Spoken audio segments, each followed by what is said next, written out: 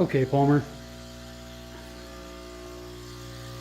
As you can see, I have the switch in place. Got to do a few things, still need to paint these and a few other odds and ends, but look at that.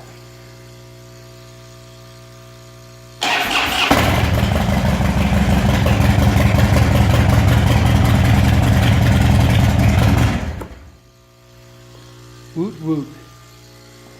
I have successfully taken all of the electronics out of, wow, that didn't focus very well, out of there.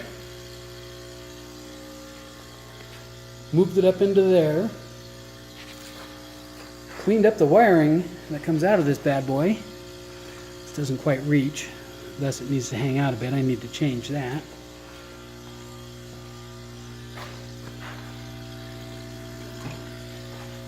See, I've got everything going into the frame.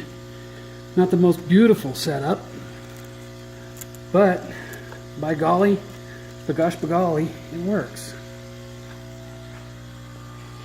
Oh yeah, they even have accessories. So, looks like alarm system's next. It's back together.